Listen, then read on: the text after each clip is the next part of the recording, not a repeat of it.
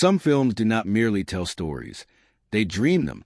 They blur the line between waking and sleeping, imagination and memory, until you can no longer tell where the real ends and your own subconscious begins.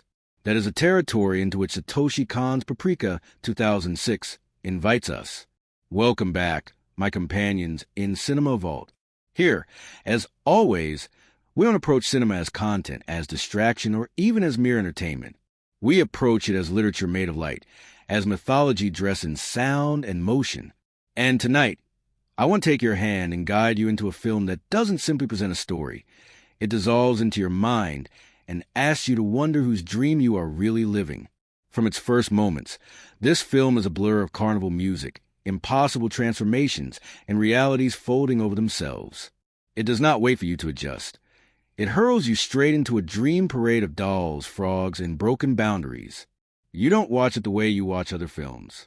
You drift in it, the way you drift in sleep, sometimes aware, sometimes lost, but always sensing that something beneath the imagery is whispering to you. That whisper is what we'll listen to together. What makes this film so fascinating, so ripe for our literary lens, is how it treats the imagination itself as both salvation and terror. On one hand, dreams are where we heal, where we express what waking life suppresses. On the other, dreams are where chaos hides, where repressed fears and desires conspire against us. This double nature pulses in every frame. Watching it, I thought of Freud's writings on dreams as the royal road to the unconscious, and of Jung's idea that the collective unconscious bleeds through symbols. But more than any theory, I felt its truth in my own bones. Dreams are both playground and battlefield. There's also the haunting question of technology, of what happens when our machines step into places that once belonged only to our souls. The film's device, the DC Mini, allows people to enter and share dreams. A marvel, yes, but also a danger. It is not hard to see in a metaphor for cinema itself, a device that lets us share visions, inhabit imaginations not our own, and risk losing the boundary between what is ours and what is theirs. Watching this film in 2025, I cannot help but see how prophetic it feels. The question of what happens when our tools colonize the most intimate parts of our minds is more relevant now than ever. But let's not rush too far. For now, in this first step, I want to open the door, not close it. Think of this introduction as stepping onto the threshold of a dream. We do not yet need to solve or dissect or explain. We only need to feel, to allow the carnival of imagery, dolls marching, faces splitting, reflections shimmering into other lives, to wash over us, to prepare us for a meditation that is less about answers and more about questions. So sit with me as we wander into this dream together. We will explore characters not as roles but as fragments of psyche. We will see major events not as plot beats but as symbolic eruptions. We will treat settings as archetypes, cinematic choices as philosophical whispers, and endings not as closure but as awakenings. For now, all you need to know is this. Paprika is a dream that pretends to be a film, and to engage with it properly, we must learn not to watch it, but to dream it with open eyes. The dream begins without warning. A circus, bright and impossible, fills the screen.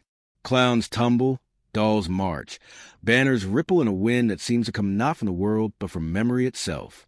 And within that world of color and noise, we see a detective, Kanekawa, stumbling, confused, already caught in a dream that refuses to explain itself. His chase through this carnival is a chase through his own subconscious, though he doesn't yet understand it. We don't either. But already we are immersed in the paradox of this film. We are thrown into someone else's dream, and yet somehow it feels like our own. Kanekawa's dream is the first signal. It tells us what kind of film we are in, one where psychology and cinema mirror each other. The chase he experiences through a circus into films across shifting identities is more than dream logic. It is an allegory for cinema itself, where we run breathless through stories, wearing masks, chasing meaning, never quite finding it. Already, the film is telling us, this is not just a dream, this is a reflection of film itself, of the way stories inhabit us. And then we awaken. The dream dissolves, the detective jolts awake, and we are introduced to the technology that makes all this possible. The DC Mini, a device designed to record, enter, and share dreams. At once miraculous and dangerous, it becomes the axis of everything that follows. With it, therapists can step inside the subconscious of patients, guiding them through their nightmares.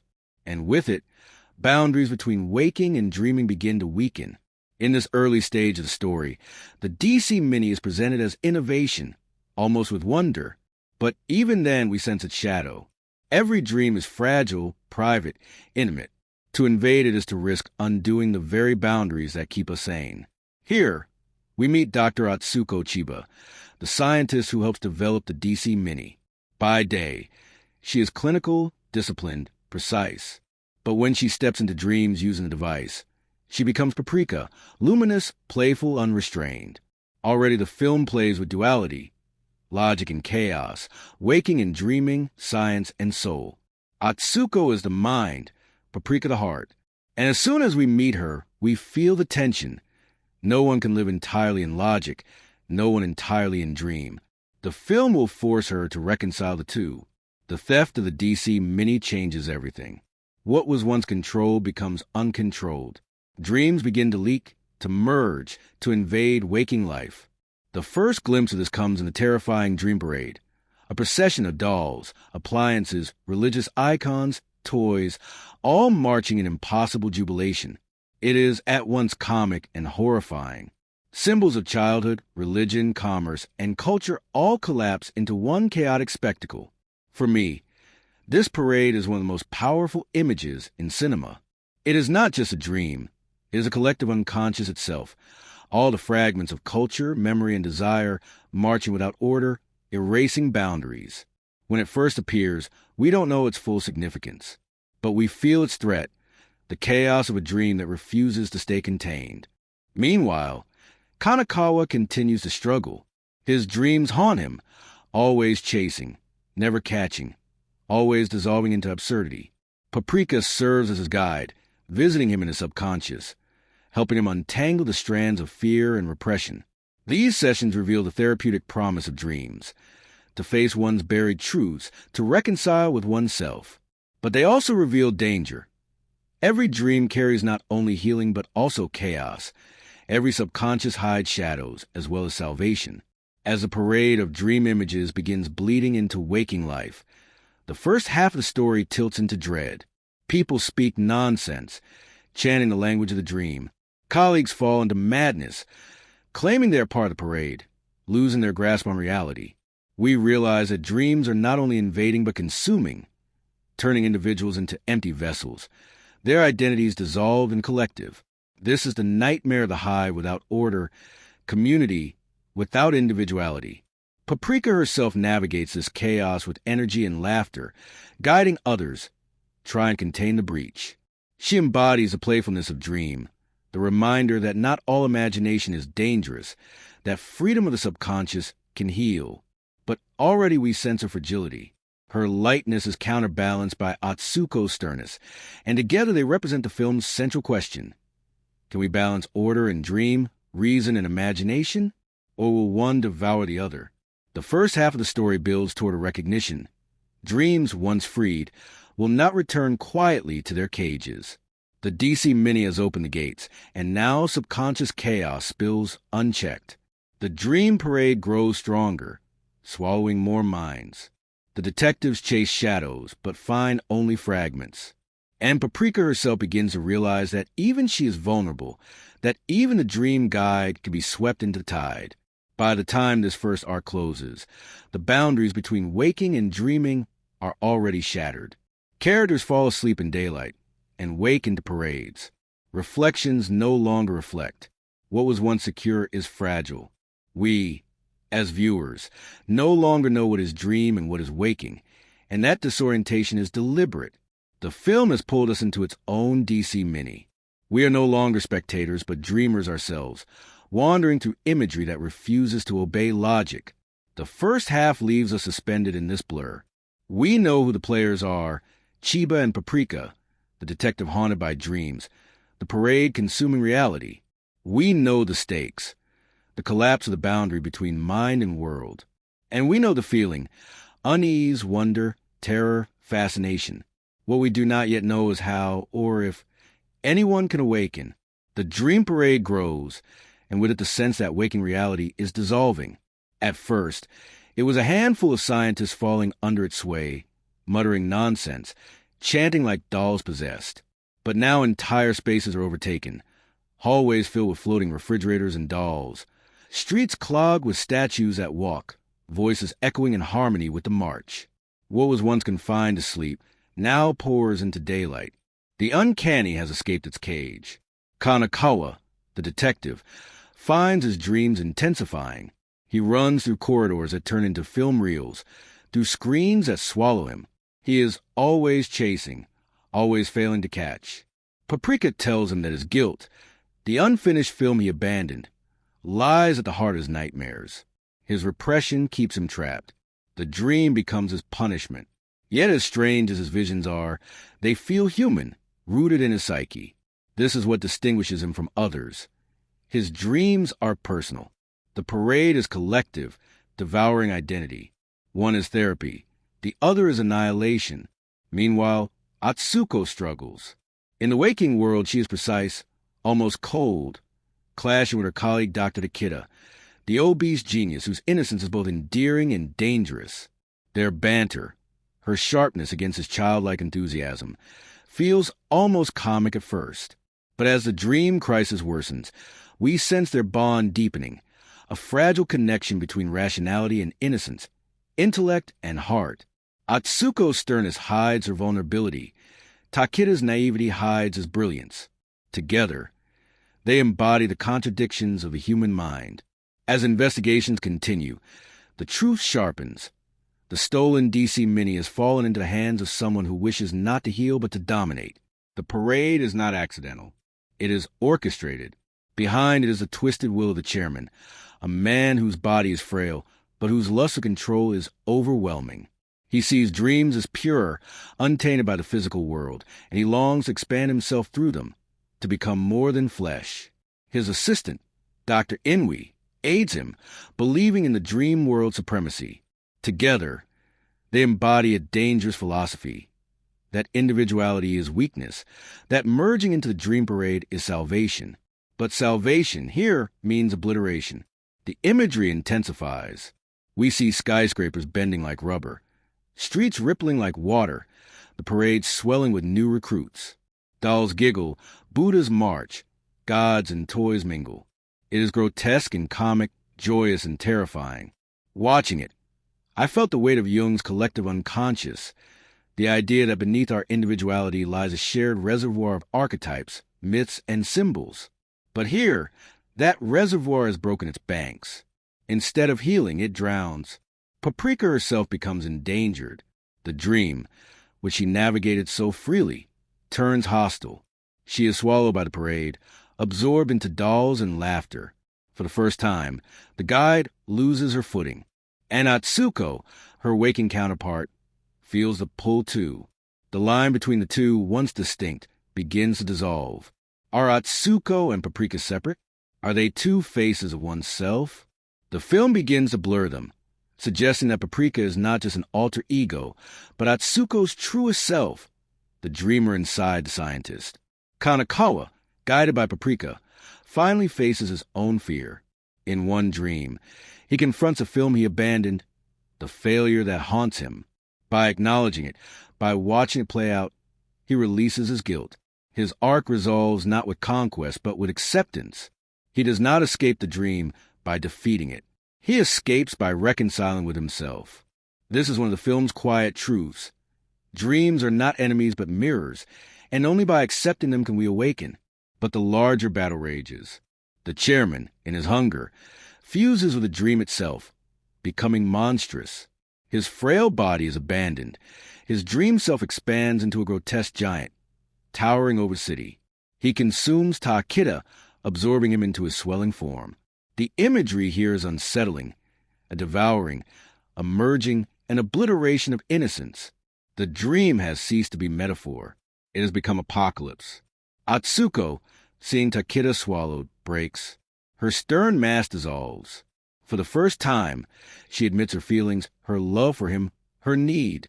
And in that vulnerability, Something awakens. Paprika returns, not as separate but as extension of Atsuko herself. The two are no longer divided.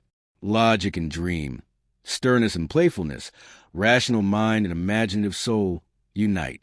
This reconciliation becomes a key. The final confrontation is as surreal as it is symbolic. The chairman's dream form grows into a giant infant, grotesque and divine, stretching across the city. Paprika, now one with Atsuko, confronts him, shifting from playfulness into something fierce, maternal, cosmic. The imagery is overwhelming. City swallowed, skies torn, the dream parade cheering in madness. Yet through it all, Paprika does not fight with weapons. She fights with presence, with wholeness, with the integration of self. When she confronts the chairman, she becomes a kind of goddess, not of destruction but of balance. She swallows him as he once swallowed others, reversing his devouring. In that act, she restores order. The dream parade collapses. The boundaries between waking and dreaming return and reality steadies. It is not triumph in the usual sense. It is restoration, fragile but real.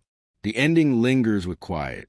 Kanekawa, freed from guilt, finally watches a movie with ease, enjoying what once haunted him. Atsuko, having reconciled with Paprika, reveals her love for Takeda, her stern exterior softened. The world has not been cleansed of dreams, nor should it be. Instead, balance has been restored. Dream and waking coexist again, fragile but in harmony. The second half, then, closes not with finality but with reminder. Dreams will always threaten to spill over, always risk devouring us. But they also heal, also reveal, also complete us.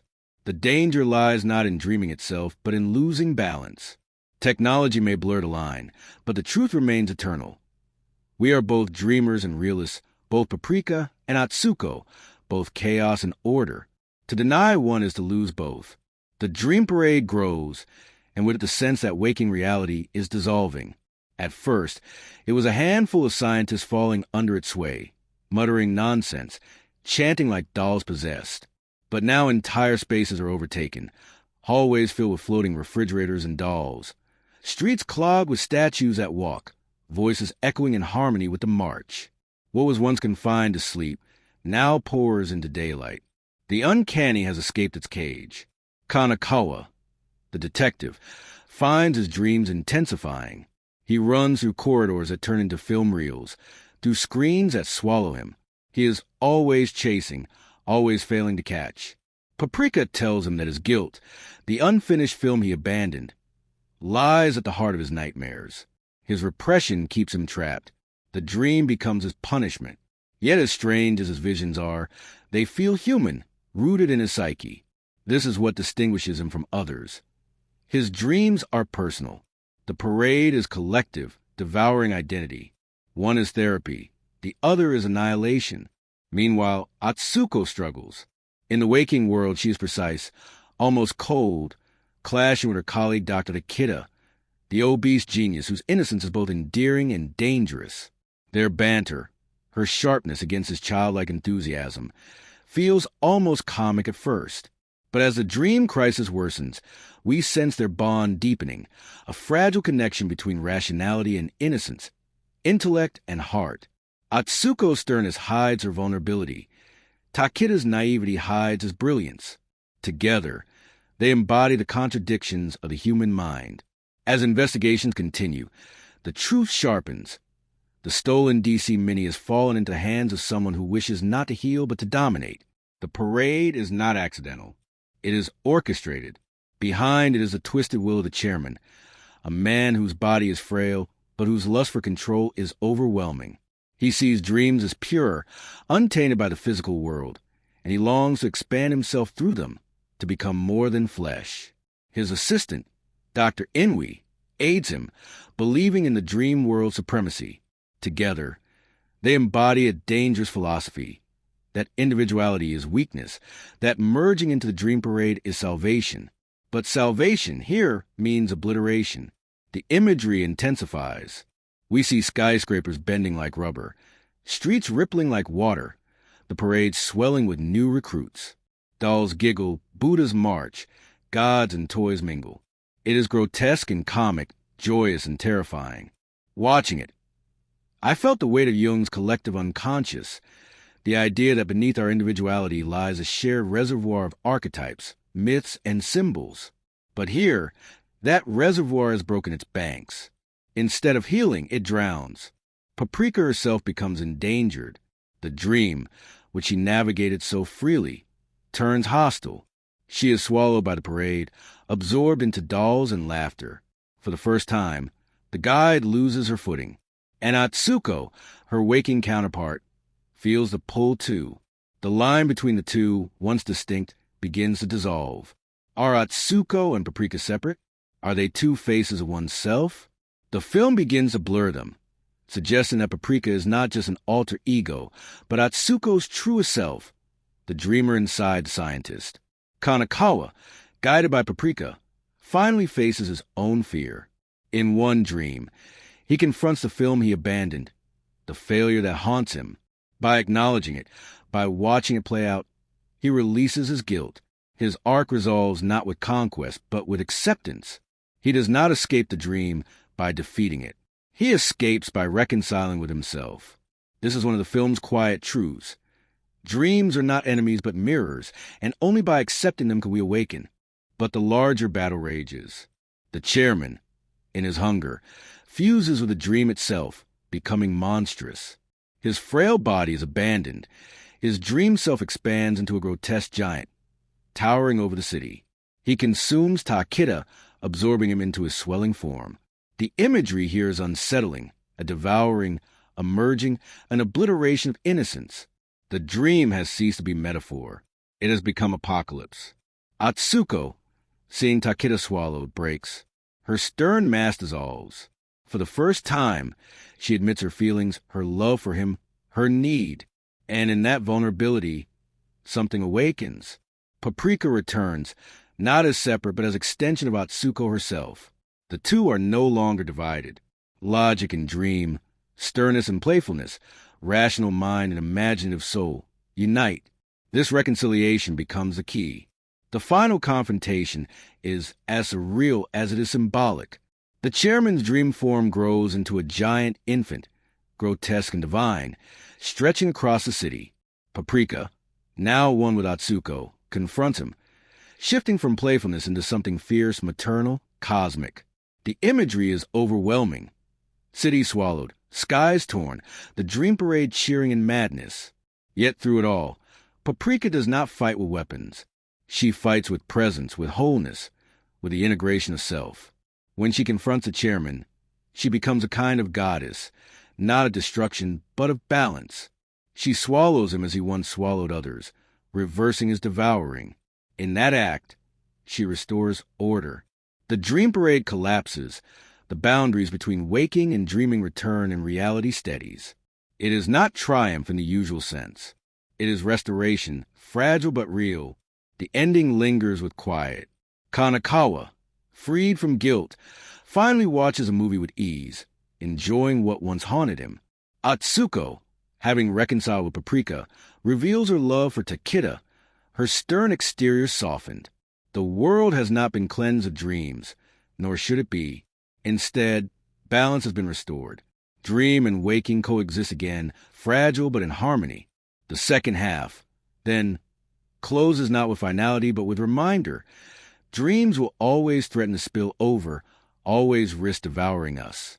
But they also heal, also reveal, also complete us. The danger lies not in dreaming itself, but in losing balance. Technology may blur the line, but the truth remains eternal. We are both dreamers and realists, both Paprika and Atsuko, both chaos and order. To deny one is to lose both. At the center of it all is Atsuko Chiba, the scientist. In waking life, she is rational, disciplined, even severe. Her colleagues respect her brilliance, but often bristle at her aloofness. She wears order like armor, as if reason itself could shield her from the chaos of the subconscious. Yet hidden within her is another self, Paprika, bright, playful, free. Atsuko builds walls. Paprika dances through them. Atsuko speaks in logic. Paprika speaks in laughter. Together, they embody the duality at the heart of every human. the waking self that maintains control, and the dream self that resists it. Paprika is not simply Atsuko's mask. She is Atsuko's truth, the imagination and compassion that Atsuko represses behind her stern face. When the film reaches its climax and the two selves merge, it is not Paprika being defeated by reason, nor Atsuko being dissolved into chaos. It is reconciliation, the admission that one cannot live without the other. Symbolically, they represent the balance of logic and imagination, science and dream, conscious and unconscious. Together they remind us that wholeness is not choosing one over the other, but embracing both. Dr. Takeda, the obese, childlike genius, is another fragment of the Psyche. He designs a DC Mini, the device that opens dreams, and yet he himself often seems more dreamer than adult. He is mocked for his size, pitted for his innocence, but beneath that is brilliance, the very spark that allows humanity to enter its own subconscious. Takeda represents the child mind, pure, imaginative, impulsive. His innocence is both gift and weakness. He opens worlds, but he also leaves them vulnerable. His love for Atsuko and her eventual admission of love for him is deeply symbolic. It is a union of reason and innocence, of discipline and wonder. In their relationship, the film whispers that true balance requires honoring both child and adult within us. Detective Kanekawa is perhaps the most relatable figure. Haunted by unfinished work, guilt, and repression, he is trapped in recurring dreams of failure. He chases shadows, always running, always too late. His dreams feel painfully human, not surreal parades, but anxieties anyone might know. Through Paprika's guidance, he confronts his fear, the film he never finished, the shame he carries. His journey is less about defeating enemies and more about accepting himself. In doing so, he reflects the therapeutic role of dreams. Kanekawa is us, flawed, afraid, running from guilt, and his arc shows that peace does not come from conquering dreams, but from embracing them as mirrors. The chairman, frail in body but monstrous in will, embodies the shadow side of dream. He despises the physical world, its limitations, its imperfection. In dreams, he finds purity, infinity, power. His desire is to merge all minds into one collective parade, to erase individuality in favor of a single dream. Symbolically, he is the danger of unchecked idealism, the belief that unity can be achieved only by destroying difference. His grotesque dream form, swelling into a giant baby that towers over cities, is a perfect metaphor. Innocence twisted into monstrosity, unity turned into devouring.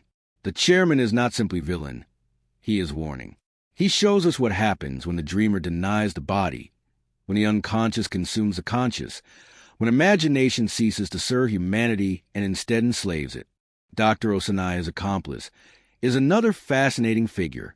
Ambitious, jealous, resentful of Takeda, he betrays his colleagues and aids the chairman. His obsession with Atsuko reveals his insecurity.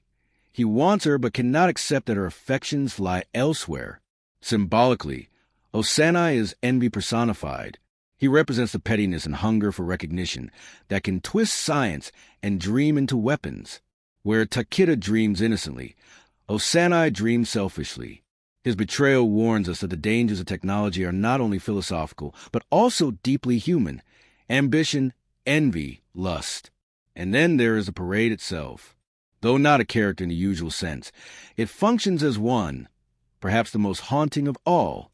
The endless line of dolls, frogs, gods, appliances, and relics is more than chaos. It is a collective unconscious, spilling into daylight. It is humanity's memories and symbols, stripped of individuality, marching without direction.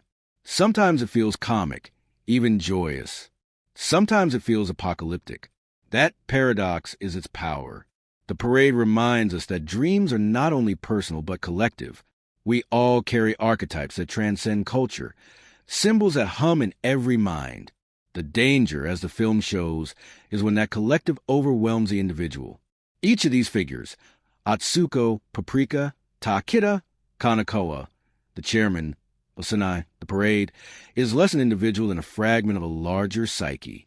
Together, they form a map of humanity: reason, imagination, innocence, guilt, envy, shadow, collective chaos.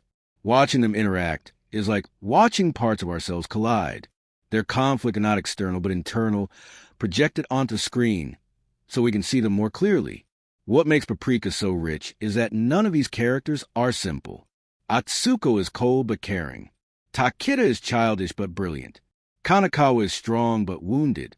Even the villains reflect human truths: envy, lust for control, fear of imperfection. The film does not ask us to simply cheer or boo them. It asks us to recognize them inside ourselves. And perhaps that is why the ending is so powerful. Atsuko and Paprika reconcile. Takeda survives, innocence honored. Kanekawa accepts himself. The chairman is devoured by his own dream. These resolutions are not just narrative closure. They are symbolic healing. The Psyche, fractured into parts, finds fragile balance again.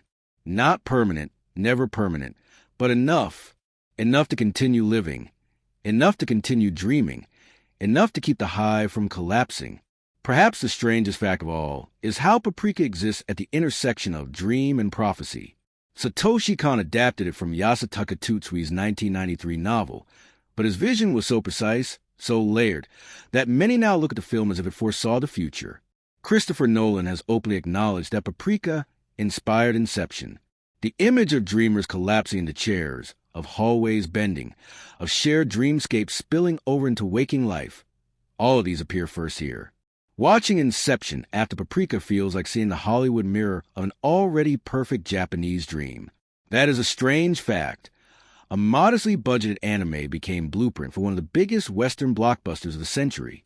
Another odd truth is how Kon treated dreams themselves. Most films use dream logic sparingly, afraid of confusing audiences. Kon did the opposite. He dove fully into the absurd. Dolls that laugh, parades of appliances, characters folding into film reels. He trusted his viewers to feel meaning even when logic collapsed. And the strangest part? Audiences did. Critics praised the Dream Parade not for clarity, but for excess. Somehow, the most nonsensical images spoke the deepest truths. The production itself carried quirks that feel almost like dreams. Animators spoke of how Kon demanded hyper-precise timing, frames shifting not just by seconds, but by fractions of seconds to create transitions so seamless they felt impossible. A detective runs through a hallway, and suddenly he's in a film. A curtain opens, and suddenly we're in a dream. These transitions were so intricate that animators joked they were editing reality itself. Later, film scholars pointed out how those transitions reflected the way our minds jump in dreams. That attention to invisible precision is why the film feels so fluid, because it mimics the subconscious leap. Another strange fact is that Atsuko/Paprika's duality was inspired partly by Kon's view of himself as both strict and playful. In interviews, he admitted he poured his own contradictions into her. The disciplined artist who demanded precision and the imaginative dreamer who wanted chaos. That's why her shift from stern doctor to luminous dream guide feels authentic. It was Kon splitting and merging himself. The sound design, too, carried oddities. Composer Susumu Hirasawa created a score that blended synthetic voices with electronic rhythms, often using software that made human sounds feel inhuman. One track famously uses a vocal synthesizer that makes it sound like a choir machine singing. At the time, it felt alien. Today, in the age of AI voices, it feels prophetic. That's another eerie fact. The film not only explores technology invading dreams, but its own music foreshadows technology invading art. Culturally, Paprika carried its own strangeness. When it premiered in Venice in 2006, Western critics were stunned. Many admitted they did not understand it, but they couldn't stop writing about it. Some called it chaos. Others called it genius. But what's most curious is how audiences responded differently by culture. In Japan, viewers recognized it as part of a long tradition of treating dreams as serious, even spiritual. In the West, it was treated as exotic, surreal. That divide shows how the same dream can be read in different cultural languages. Another odd production story. Kon loved slipping film references into his work. The detective's dream of chasing through movie screens echoes classic noir and Hitchcock. The carnival parade recalls Fellini's circus imagery. Even Paprika's playful persona borrows from magical girl anime tropes. twisted into something more complex. The film is full of cinematic ghosts, as if dreams themselves are made of movies we've already watched. That intertextuality is strange. Watching Paprika is like watching cinema dream about itself. And then there's the strangest fact of all. This was Kon's final completed film. He died only a few years later, leaving projects unfinished. In hindsight, the way Paprika blurs dream and waking feels like a farewell, an artist whispering about the fragility of creation. When the chairman swells into monstrosity, when Paprika confronts him with laughter and fire, when dreams consume reality and then recede, all of it feels like Kon telling us something about art itself, that it is fragile, fleeting, always on the edge of collapse, but always worth dreaming. The strangeness is that we cannot watch the film now without sensing it. The dreamer who guided us through it is gone, and yet his dream still runs endlessly on screen.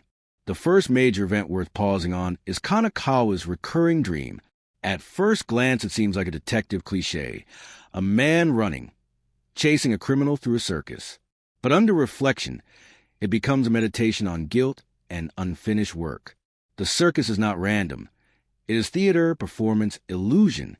Kanekawa's dream reveals how he sees himself, trapped inside a performance he cannot control. From a critical perspective, this dream is not only about his personal fear of failure, but about cinema itself. The dream as film, the film as dream, the way he bursts through screens, the way reels roll around him, makes the dream a meta-commentary on our own act of watching. It is Kon reminding us that cinema is dream projected onto wall. The second major event is the appearance of the Dream Parade. This strange procession of dolls, appliances, gods, and toys is grotesque and comic at once.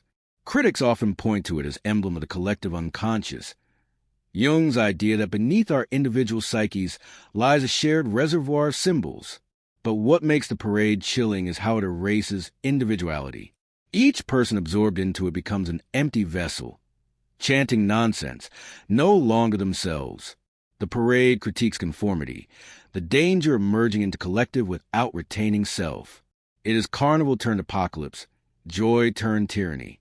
For me, it remains one of the most haunting images in cinema because it feels prophetic of our world, where media, advertising, and ideology march endlessly, demanding we chant along. The theft of the DC Mini is another turning point. Technology here is not neutral. It becomes a mirror of our own anxieties about intrusion, about what happens when tools designed for healing are used for domination. Critics have called the DC Mini a metaphor for cinema itself, a device that lets us share dreams, that allows others into our subconscious. In the wrong hands, film, like the DC Mini, can liberate or enslave, heal or manipulate. That ambiguity makes this event resonate beyond plot. It becomes critique of media itself. The confrontation between Paprika and Kanekawa marks another critical moment. Here the dream is therapeutic. She helps him face his guilt, guiding him to accept the film he abandoned. This is the benevolent side of dreams, not to destroy identity, but to heal it. Critics often point to the sequence as evidence of Kon's belief in art as therapy. Where the parade consumes, Paprika redeems. Where conformity erases, imagination restores. This contrast between destructive dream and healing dream is one of the film's most important tensions. The revelation of the chairman as villain is equally symbolic. His frail body, confined to a wheelchair, contrasts with his boundless dream self, grotesque and expanding. This duality critiques the fantasy of transcendence, the idea that the mind can escape the body. The chairman despises the flesh, but in rejecting it, he becomes monstrous. His dream form is infantile, grotesque, endless appetite. Critics have read him as allegory for fascism, for idealism twisted into domination, for the danger of rejecting human limitation. His expansion is terrifying precisely because it is pure. In him we see the shadow side of utopia, the dream of unity that demands erasure. Paprika's absorption into the dream parade is another crucial event. Up to this point, she moves with grace, guiding others. But when even she is swallowed, the film acknowledges that no dreamer is invulnerable. Even imagination, playful and luminous, can be consumed by chaos. Critics often see this as Kon's warning about art itself, that the artist, if not careful, can be consumed by the very images they unleash. Creation can devour creator. It is both humbling and terrifying. The climactic battle, when a chairman expands into a giant infant looming over the city, is perhaps the most surreal event of all. It works on many levels. On the surface, it is spectacle, but symbolically, the infant is innocence perverted. The dream of new life twisted into domination. The child is supposed to represent beginning, possibility. Here it becomes hunger, erasure. Critics have compared it to Freud's death drive. The urge not only to create but to return to nothing, to dissolve individuality back into the void. The imagery is grotesque because it inverts what we trust most, childhood, purity, into terror. Finally, the union of Atsuko and Paprika is the film's healing event. When she admits her love for Takeda, when her stern mask falls, Paprika and Atsuko cease to be separate. Reason and imagination reconcile. Critics often read this as Jungian individuation, the process of integrating conscious and unconscious selves into wholeness. It is the opposite of the parade. Where the parade erased individuality, Atsuko and Paprika integrate difference into unity. The film ends not with conquest, but with balance restored, fragile but human. Taken together, these major events form a map.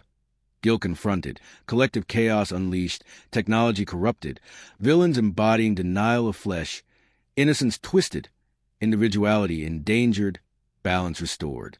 Each event critiques something in us: conformity, escapism, repression, utopian hunger, while affirming something else: therapy, imagination, reconciliation. Paprika is less about solving dreams and about showing us that life itself is this fragile dance between dream and waking, chaos and order, self and hive. The first and perhaps most startling truth about Paprika is that it was born from a novel written in 1993 by Yasutaka Tsutsui. At the time, the idea of machines that could record and invade dreams was still far-fetched, the realm of speculative science fiction. By the time Satoshi Kon adapted it in 2006, technology had already crept close enough to make it feel eerily prophetic. Today, in an era where algorithms map our desires and headsets blur realities, the film feels less like fantasy and more like warning. That uncanny prescience is one of its strangest legacies. A dream imagined in the 90s became a map of the 21st century's anxieties. Satoshi Kon himself was fascinated with the boundary between dream and reality long before Paprika. His earlier films, Perfect Blue, Millennium Actress, Tokyo Godfathers, all blur perception and truth in different ways. But with Paprika, he wanted to go further, to dissolve the line entirely. In interviews, he often spoke about how cinema itself was a dream, images projected in darkness, transporting us into other lives. He saw no boundary between the dream state and the film state. Making Paprika was, for him, an act of making that metaphor literal. That insight explains why the film transitions are so fluid, so impossible. A curtain rises and suddenly you're in another world. A film reel unspools and suddenly you're in someone's subconscious. He directed Paprika not like a film, but like a dream. The animation process was unusually meticulous.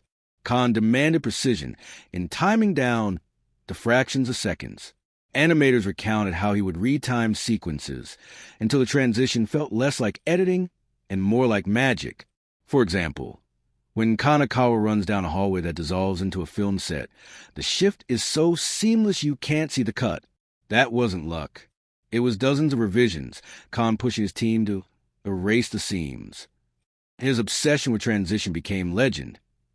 Colleagues joked that he was less a director than a dream mechanic, constantly tuning gears until waking bled perfectly into dream. The music of Paprika added another layer of strangeness. Susumu Hirasawa's score was among the first to use Vocaloid-like voice synthesis software, creating choral sounds that weren't fully human. The opening theme, with its layered synthetic voices, felt alien at the time, like machines trying to sing. Kon loved this. He wanted the music itself to feel like it came from a dream, both familiar and unsettling. Today, with AI voices everywhere, the scores sound prophetic. Back then, it sounded like nothing else in cinema. That's why so many fans remember the music almost as vividly as the images. Another fun but eerie fact: The parade sequence with its dolls, frog, appliances, and religious icons nearly didn't happen. Some producers worried it was too absurd, too incomprehensible. Kon fought for it, insisting it was the heart of the film. He argued that dreams aren't meant to be tidy metaphors. They are messy, overstuffed, filled with symbols jumbled together. He won, and the parade became the most iconic image of film. Ironically, what executives feared would confuse audiences became the sequence everyone remembers most. Kon loved sneaking intertextual references into his work. Paprika is full of cinematic echoes. Kanekawa's dreams are riddled with nods to noir, Hitchcock thrillers, even Tarzan. There's a moment where he bursts through a movie screen, a reference to Buster Keaton's Sherlock Jr. Kon used these references deliberately, suggesting that our dreams are made partly of films we've seen. In this way, Paprika is not just about dreams, but about cinema dreaming of itself. That layering makes the film feel both surreal and familiar. The casting of voices carried its own curiosities. Megumi Hayashibara, who voiced Paprika, was already an anime legend, known for characters like Rei Ayanami in Neon Genesis Evangelion. Her performance here is astonishing. Atsuko's voice sharp, stern formal.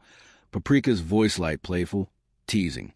She voiced them so distinctly that many first-time viewers thought two separate actresses were cast. That duality in performance mirrored the duality in character, reinforcing Kon's theme. Two selves inhabiting one body. Kon also had a habit of rehearsing with his staff in unusual ways. For Paprika, he asked some animators to keep dream diaries, recording their own dreams daily and sketching them. Many of those sketches influenced the final film. One animator reportedly dreamed of appliances walking in a parade, and it became part of the grand procession. Another dreamed of floating down a street of mirrors, which influenced a sequence where Paprika slips into reflections. In a sense, the film was not only Kon's dream, but a hive of dreams from the whole team. The reception at his Venice Film Festival premiere was another strange moment. Western critics were dazzled but bewildered. Some called it incomprehensible. Others called it genius. One review described it as a film that doesn't ask you to follow, but to surrender. Japanese audiences, however, understood its dream logic more readily. This cultural gap became one of the film's most discussed aspects. It revealed how different cultures approach dreams, as nonsense to be explained or as truths to be felt. And then, perhaps the strangest and saddest fact, this was Kon's last completed feature. He died just 4 years later, at 46, of pancreatic cancer. In his final blog entries, he wrote of facing death calmly, almost like one of his characters stepping into another dream. Many fans now watch Paprika with that knowledge, hearing in its laughter and chaos a farewell. The film, already dreamlike, becomes elegy. The first thing that strikes you about Paprika is that its settings refuse to behave like settings. They do not sit still. They bleed, dissolve, transform in front of your eyes. A hallway is never just a hallway. It becomes a circus, then a film set, then a reel spinning in a projector.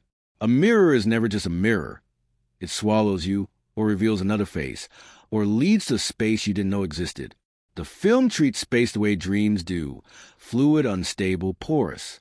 This is why it lingers with us, because we feel not like we visited locations, but like we drifted through states of mind. Take the detective's recurring dream. The circus ring, glowing with impossible color, is at once playful and terrifying. It is a setting pulled from archetype. The circus's place of masks a performance of both wonder and fear. But in Kon's hands, it becomes liquid. Kanekawa is chased across the tightrope, through curtains into screens. The circus folds into cinema, into noir alleyways, into corridors that ripple like film. Critics have often noted that this dream is not only about his guilt, but about cinema itself. The circus is movie spectacle. The chase is narrative. The reels are memory. Here the setting becomes meta-commentary, a dreamscape that reflects on film as dream. The most famous setting, of course, is a parade. A street filled with dolls, refrigerators, Buddhas, icons, televisions, and toys, all marching in grotesque jubilation. It is not a place in any traditional sense. It is an eruption of the collective unconscious into geography. Watching it, you feel both awe and dread. The parade is joyous, colorful, even comic. Yet its cheerfulness is terrifying because it erases individuality. Space here is saturated with symbol. Critics have called it a geography of culture. Childhood relics, religious artifacts, consumer goods, all equalized and marching. The setting embodies Kon's warning that our dreams are not private, but crowded with what society pours into us. The parade is our world turned inside out, streets clogged with memory. The DC Mini's dream spaces are another fascinating element.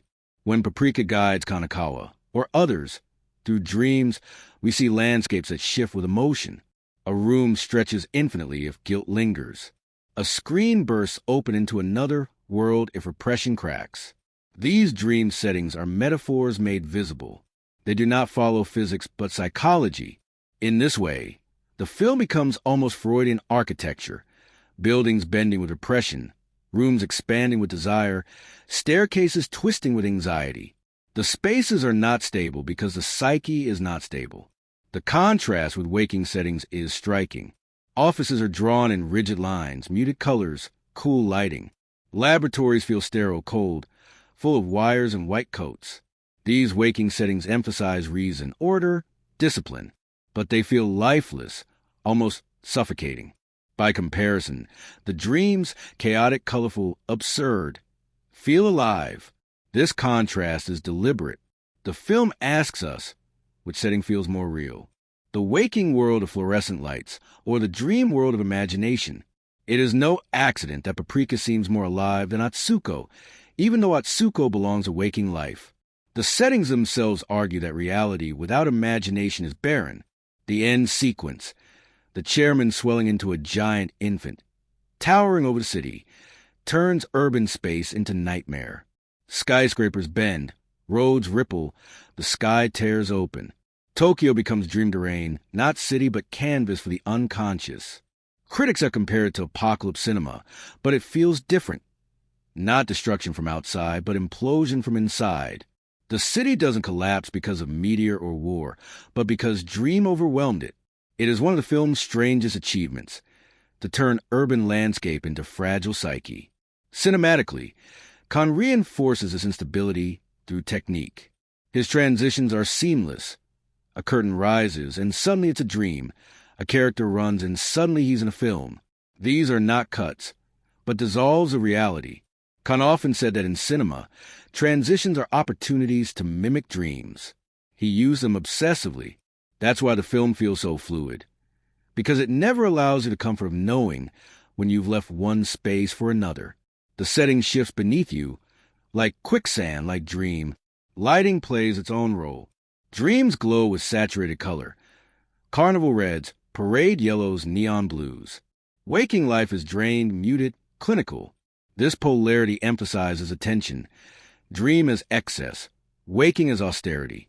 But at the climax, when Atsuko and Paprika reconcile, when reason and imagination merge, the lighting blends too. The city glows with surreal warmth, as if both worlds have met halfway. This is symbolic closure expressed through palette. Sound reinforces setting. In the parade, the clatter of drums mixes with dull laughter, animal croaks, religious chants. It is overwhelming, cacophonous, deliberately excessive. In contrast, the laboratory hums with sterile machinery, almost silent. The dreams sound alive. The waking world sounds dead. Again, the film suggests that imagination is not escape, but vitality. What lingers most, though, is how Kon refuses to separate setting from symbol. A circus is not just a circus, but guilt as spectacle. A parade is not just a parade, but culture as dream. A city is not just a city, but psyche collapsing. The film teaches us to read every backdrop as text, every landscape as subconscious. That is why it feels inexhaustible, because you are never just looking at place, but at meaning. By the end, when Kanekawa watches a film with ease, when Atsuko embraces her love, when Paprika glows quietly, the settings too soften. The boundaries between dream and waking remain porous, but the violence has receded. What was once threatening feels balanced. The final setting is not circus or parade or apocalypse.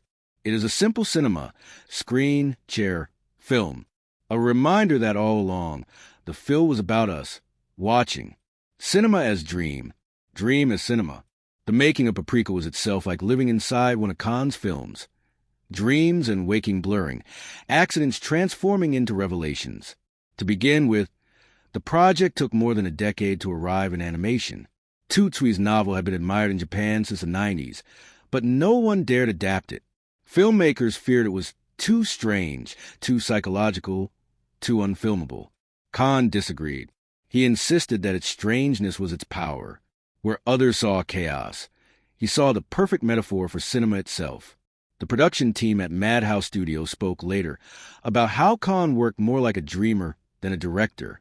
He often arrived with detailed storyboards, but halfway through a sequence he would say, "No, it should flow like a dream," and redraw entire scenes overnight. One animator recalled that transitions between scenes were reworked dozens of times. Not because Kon wanted polish, but because he wanted invisibility. The seams must disappear, he told them. Dreams do not cut. They flow. That is why so many sequences in Paprika feel impossible to pinpoint. You don't know where reality ends and dream begins, because Kon erased the borders. Kon was also famous for immersing his team in exercises. Before work began, he asked animators to keep dream journals, recording their own subconscious wanderings. Every morning, staff shared sketches of what they had dreamed. Walking refrigerators, melting staircases, dull laughter. Some of those sketches entered the film almost unchanged. The parade, with its absurd mix of icons and appliances, grew directly out of these dream journals. What was once private became communal, just as the film's dream leaks into collective life. The production process mirrored the story itself. Sound design carried its own peculiarities. Susumu Hirasawa, the composer, didn't want a traditional score. He experimented with early voice synthesis software, layering synthetic choirs that sounded half human, half machine. At the time, it felt alien. Today, it sounded prophetic, eerily like AI voices. One sound engineer later said, "It was as if the music itself was dreaming." Even the parade music, dizzying, relentless, was designed to feel like something you couldn't escape, looping in your mind long after the film ended. Many viewers still recall the tune years later, not as melody but as memory. Casting also brought curiosities. Megumi Hayashibara, who voiced both Atsuko and Paprika, was already a legend in anime voice acting. But even seasoned fans were stunned at her performance. Her Atsuko voice was cool, clipped, intellectual. Her Paprika voice was playful, teasing, almost musical. She embodied the duality so convincingly that some Western critics believed two actresses had been cast. Hayashibara later said that she saw Atsuko and Paprika not as separate roles, but as daylight and moonlight of the same person. That insight captured the heart of the film. The Venice Film Festival premiere in 2006 brought its own strangeness. Western audiences were dazzled, but often bewildered. One critic called it a carnival of incomprehensibility, while another hailed it as a dream made flesh. Christopher Nolan, years later, admitted that watching Paprika planted seeds that bloomed into Inception. In a way, this modest Japanese anime became blueprint for one of Hollywood's most ambitious blockbusters. The strangest part is how many mainstream viewers discovered Paprika only after seeing Nolan's film, walking backwards into the dream, realizing the origin. Kon's directing style was demanding, sometimes harsh, but always precise. Animators recalled how he hated filler, scenes without meaning. Every frame had to hum with symbolism. He cut ruthlessly, asking, "What does this image say about the mind?" If it said nothing, it was discarded. Yet despite his discipline, he laughed often. He would joke about the absurdity of dolls marching or a chairman swelling into a giant baby. He insisted that even horror must carry humor, because dreams themselves are often ridiculous. There's also the haunting behind-the-scenes truth.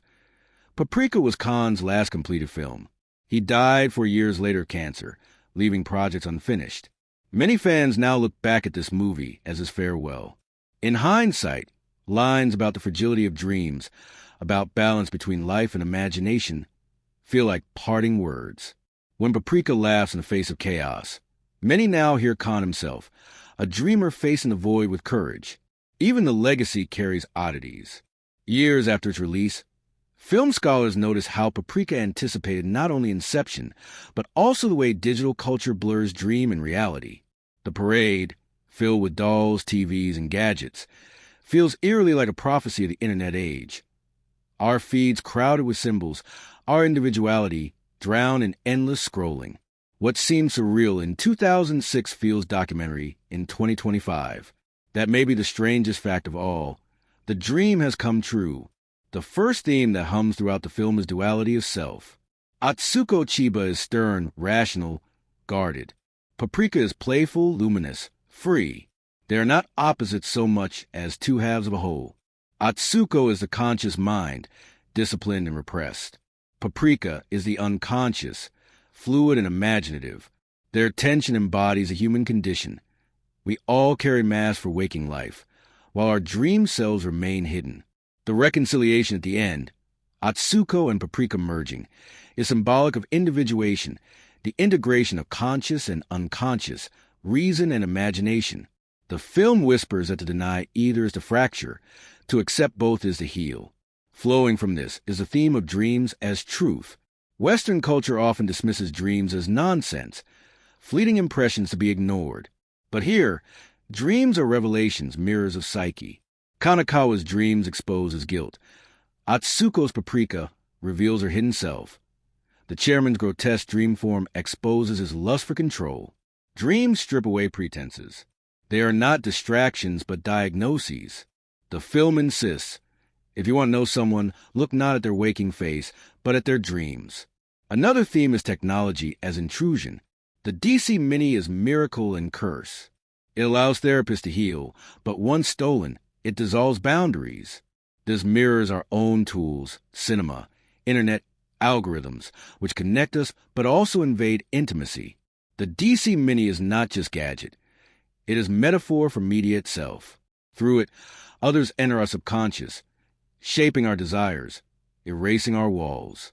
In this sense, the film critiques not just science fiction but our own world, where privacy erodes under screens and imagination is no longer safe. The Dream Parade embodies a different symbolic weight. Its endless procession of dolls, frogs, Buddhas, refrigerators, and icons is both comic and terrifying. Symbolically, it is a collective unconscious, all of culture, religion, childhood, consumerism, pouring into one endless march. Individually, these symbols are harmless. Together, they overwhelm. The parade critiques conformity, the danger of losing individuality in collective spectacle.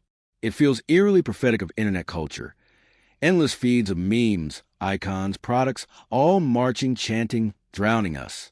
In the parade, joy becomes tyranny, excess becomes apocalypse. The chairman's philosophy reveals another theme, hatred of the body, worship of the mind. Frail, confined to a wheelchair, he despises physical limits. In dreams, he expands into grotesque forms, free of flesh. He claims purity, but his rejection of the body twists him into monstrosity. This critiques every ideology that denies flesh, from utopias that erase individuality to transhumanist fantasies of disembodiment. The body is fragile, but it is human. To reject it is to become infantile, grotesque. The chairman's giant baby form is perfect metaphor. Purity turned devouring, innocence turned horror. The film also meditates on cinema as dream. Kanekawa's recurring nightmare is full of screens, reels, projections. He chases through movies, haunted by unfinished film. Paprika tells him his repression lies here. Symbolically, Kon uses this to comment on cinema itself. Movies are dreams projected in darkness, shared by strangers. They can heal as Paprika heals Kanekawa, but they can also consume as the parade consumes minds. Paprika is metacinema, a dream about film, a film about dreams. It tells us that watching movies is itself a dream state, where we surrender to images, lose time, inhabit other selves. Identity is another core theme. Characters shift between selves. Atsuko becomes Paprika. Kanekawa loses himself in dream roles. Osanai's jealousy fractures him. The parade erases identity entirely, turning people into vessels. The film warns us, identity is fragile, easily dissolved by repression, envy, conformity. But it also suggests that identity is fluid, not fixed mass, but shifting dance. Paprika is not false Atsuko. She is real Atsuko freed. To live fully, we must embrace our multiplicity. There is also the theme of control versus freedom. The DC Mini can heal if used gently, but in the hands of the chairman, it becomes domination. Dreams by nature are wild, free, illogical. To control them is to strangle them. The villains want mastery. Paprika wants play. This reflects larger truths. Societies that try to control imagination inevitably breed tyranny, while societies that allow freedom nurture vitality. Dreams must flow. That is their nature. Perhaps the deepest theme is balance. Dreams without waking become madness. Waking without dreams becomes sterility. Atsuko without Paprika is cold repression. Paprika without Atsuko is chaos. The chairman without body is monstrosity. Takeda without discipline is vulnerability. Balance is fragile but necessary. The final reconciliation. Atsuko admitting love, Paprika shining in her, embodies his lesson. We must live with both reason and dream, science and imagination, waking and unconscious. Symbolically, Paprika is a meditation on humanity itself. The Dream Parade shows us our cultural clutter. The DC Mini critiques our tools. The villains reveal our shadow. Envy, lust for control, denial of flesh. Paprika herself embodies our potential. The playful, healing, integrative power of imagination. Together, these symbols weave a tapestry of warning and hope. That dreams are not distractions but mirrors. That imagination is both danger and salvation. That only balance can keep the hive alive. What makes Paprika unforgettable is not only its imagery, but the way it moves. Kon's filmmaking was always about transitions, but here he perfected them into alchemy. Scenes don't cut, they transform. A detective runs down a hallway, and suddenly the wallpaper peels into a film reel. A curtain opens, and it's not a stage but another dream. These transitions mimic the subconscious, how in sleep one image slips effortlessly into another. The technique is invisible yet radical. Critics often noted that Paprika doesn't jump between spaces. It drifts like the current of a dream. That fluidity is why it feels endless even when the film ends. The animation itself is meticulous. Madhouse Studios gave Kon one of the largest budgets of his career, and it shows. The parade is packed with hundreds of marching objects, each doll, frog, Buddha, and TV animated with uncanny precision. Yet Kon insisted that detail alone wasn't enough. He asked animators to exaggerate physics in dreams. Bodies stretch, spaces bend, scale shifts. In waking life, the animation is restrained, precise, almost sterile. This contrast makes dream sequences feel explosive, untamed, alive. It's not realism Kon wanted. It was psychological realism, how the world feels in imagination. Editing follows the same philosophy. In Kanekawa's dreams, cuts are jagged, relentless, reflecting his anxiety. In the parade, the editing is rhythmic, almost musical, echoing the chant of the marchers. In scenes with Atsuko, cuts are long, controlled, mirroring her discipline. Kon used editing not as neutral tool, but as emotional instrument, shifting rhythm to reflect psyche. This is why viewers often describe the film as hypnotic. They are not wrong. The editing is hypnosis, drawing us into trance. Sound design adds its own strangeness. Susumu Hirasawa's score was pioneering, mixing synthetic voices with electronic beats. The opening track, Mediational Field, uses a vocal synthesizer that makes human voices sound alien, as though dreams themselves are singing.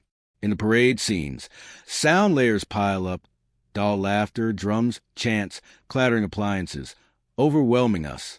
In contrast, laboratories hum with sterile silence, as if drained of life. Kon used sound as moral compass. Dream is alive, waking is dead. Even silence carries weight. Paprika's pauses feel luminous. The chairman's mutterings feel hollow.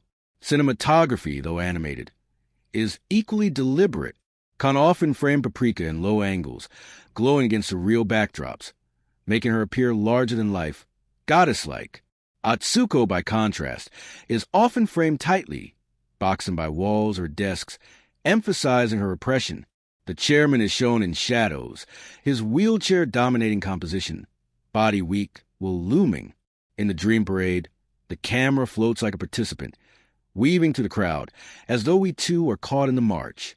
This illusion of camera movement and animation is one of Kon's hallmarks, creating the sense of live cinematography in drawn worlds.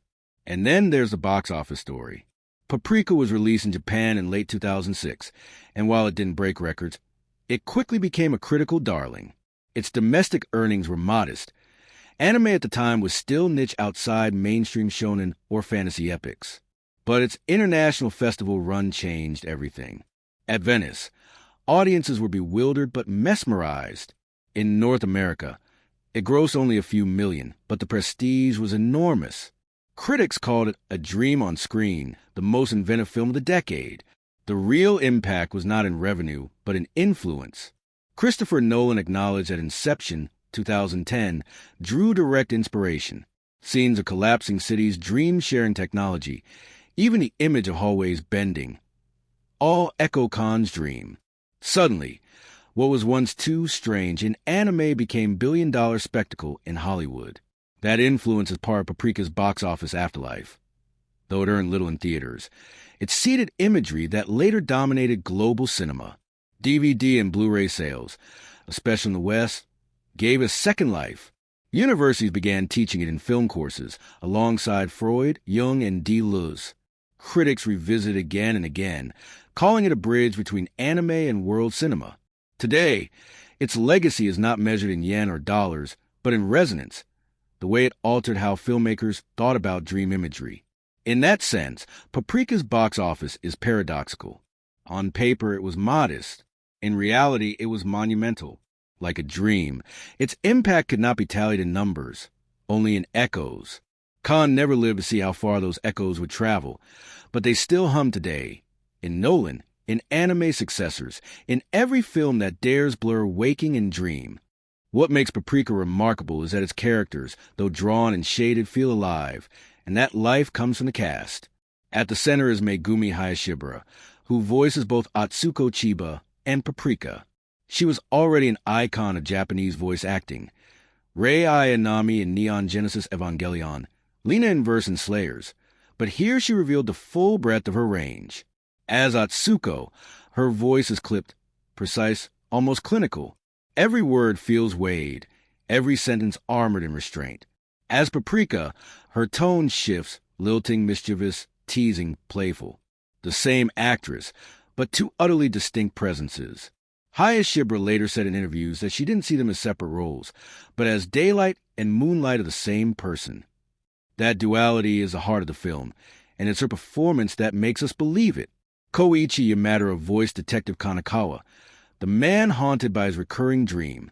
Yamada was known for his versatility, from Spike Spiegel in Cowboy Bebop to Donald Duck in Japanese Disney dubs. Here, he gave Kanekawa weary gravity, a voice heavy with guilt. In interviews, Yamada said he tapped into his own regrets, thinking of unfinished projects in his career. His performance makes Kanekawa more than cliché detective. He becomes deeply human, a man chasing not criminals but his own failures. Toru Furuya voiced Dr. Takeda, the obese, childlike genius. Furuya was famous as a Muro Ray in Mobile Suit Gundam and Tuxedo Mask in Sailor Moon. His voice for Takeda was soft, innocent, full of wonder. Critics at first thought the casting odd. Furuya, known for heroic roles, now playing an overweight dreamer. But his warmth made Takeda sympathetic, his innocence believable. Even in his childishness, Furuya's performance carried sincerity. That sincerity is why we understand Atsuko's eventual love for him. It feels genuine. Katsuno Silk Hori, who voiced the chairman, brought menace not through shouting but through calm. His tone was quiet, almost grandfatherly, which made his ideology more chilling. In interviews, Hori said he imagined the chairman as a man who believes himself righteous even as he destroys. His subtle performance gave the villain weight. Less cartoon monster, more fanatic cloaked in reason. Even secondary voices carried weight. Akio Otsuka, the gravel-voiced actor behind many anime villains, lent Osanai a bitter jealousy, making his betrayal sting. Hideyuki Tanaka, as Dr. Shima, the colleague swallowed by dream madness, gave vulnerability that made his collapse tragic. Together, the cast created a chorus of human voices, each flawed, each believable. Audience reception was as divided as dreams themselves. In Japan, critics praised its artistry, though some warned it was too strange for mainstream audiences. In the West, the Venice premiere left reviewers bewildered. One critic wrote, "I cannot explain what I saw, but I know I'll never forget it." Another called it a carnival of chaos that becomes coherent only after you leave the theater. That disorientation was deliberate.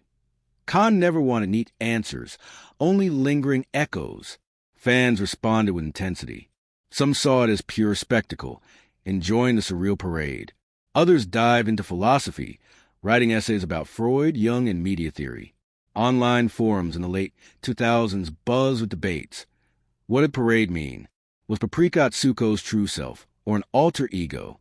Could dreams ever truly be shared? The film became less a product and more a conversation, a hive of interpretations. Western audiences, especially after Inception, 2010, rediscovered Paprika with new eyes. Many posted side-by-side comparisons. The hotel hallway fight against Kon's shifting dream corridors, the shared dream device against the DC Mini, the collapsing city against Tokyo warped by the parade. Some accused Nolan of borrowing too heavily. Others argued he paid homage. Either way, Paprika's audience swelled years after release, proving that dreams do not age, they wait. Over time, the film became a touchstone in universities. Professors screened it in film courses, psychology lectures, even philosophy seminars. Students wrestled with it, sometimes frustrated, sometimes entranced. One audience review on a forum simply said, "I didn't get it, but it got me." That paradox is its gift. Interviews with Kon before his death add bittersweet texture. He spoke with modesty, saying he never expected the film to be global. He laughed about people calling it too confusing, insisting that dreams themselves are confusing. He said his goal was not clarity but resonance. You don't remember dreams logically. You remember how they felt. That philosophy explains the film's enduring audience, because long after details blur, the feeling remains. When the final frames of Paprika fade, when the laughter quiets and the parade dissolves, what lingers is not explanation, but sensation. It feels less like finishing a film, and more like waking from a dream you cannot entirely put into words.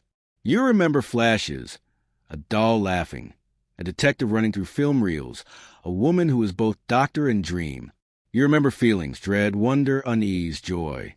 And like all dreams, you are left asking, what did it mean? Did it mean anything? Or was meaning the dream itself? That, I think, is the true gift of Paprika. It does not solve. It unsettles. It does not deliver answers. It delivers mirrors. In Atsuko and Paprika, we see our own divided selves, the mask we wear by day, the soul that dances by night. In Kanekawa, we see our guilt, the unfinished work we run from. In Takeda, our innocence, fragile but luminous. In The Chairman, our hunger for transcendence that becomes monstrosity. In the parade, our culture itself, toys, gods, appliances, marching endlessly, demanding we chant along. The film tells us, you are not just watcher, you are participant. These are your dreams. From a thematic lens, the conclusion whispers of balance. Dreams without waking are madness. Waking without dreams is sterility. Technology that enters dreams can heal, but it can also devour. Imagination is both salvation and chaos. The reconciliation of Atsuko and Paprika at the end is not neat closure, but fragile integration. It reminds us that life itself is a balance between rationality and imagination, body and spirit, science and myth. To deny one is to fracture. To hold both is to be whole. From a cinematic lens, the conclusion affirms Kon's philosophy that film itself is dream. We enter theaters like we enter sleep, surrendering to images in the dark. We watch strangers move. We project ourselves into them. We wake uncertain of where we've been. Paprika doesn't just show dreams. It makes us dreamers. That's why critics often said they left confused but entranced. Because the film does not end at credits. It continues in us, in our subconscious, like a dream whose logic fades but whose feeling endures. From a cultural lens, the conclusion is almost prophetic. In 2006, the Dream Parade looks surreal. In 2025, it looks familiar. Our lives are parades of icons, feeds filled with dolls, frogs, memes, advertisements, chanting endlessly. Individuality often drowns in spectacle. Kon foresaw this. He showed us our future not as science fiction, but as dream, because sometimes a dream sees more clearly than the waking eye. And then there is the personal layer. Kon never made another feature. He died 4 years later, leaving this film as his last completed dream. Watching it now, it feels like farewell. Not tragic, but luminous. Paprika's laughter in the face of chaos feels like Kon's own defiance. The message is not despair, but courage. That even when dreams threaten to consume us, we can still smile, still dance, still place one block of meaning against the void. So what, then, is a conclusion? Perhaps that dreams matter. That imagination is fragile but necessary. That technology must serve humanity, not enslave it. That cinema is not escape, but revelation. That balance, however fleeting, is worth seeking. Paprika does not tell us how to live. It tells us how to see, with both eyes open, one in waking, one in dream. And that is why the film endures. Not because it explains, but because it invites. Not because it solves, but because it unsettles. It is less product and experience, less entertainment than parable. It is a dream that whispers. You too are divided. You too are haunted. You too must reconcile. As we close, I want to thank you, my companions in Cinema Vault, for walking this dream with me, for daring to read cinema not as distraction but as literature, not as plot but as myth. If you felt something stir, if you saw yourself in Atsuko or Paprika, if the parade unsettled you, if Kanekawa's guilt reminded you of your own, then the film has succeeded. The dream has been shared. And maybe that is the truest conclusion, that dreams are not meant to stay private. They are meant to be shared. That is what cinema is. That is what Paprika is. A dream shared between strangers in the dark, a hum that binds us into hive. The credits roll. The lights rise. You walk back into waking life. But part of you remains, a fragment still marching in the parade, still laughing with Paprika, still chasing through reels of unfinished work. The dream does not end. It waits. It hums. It asks you to remember.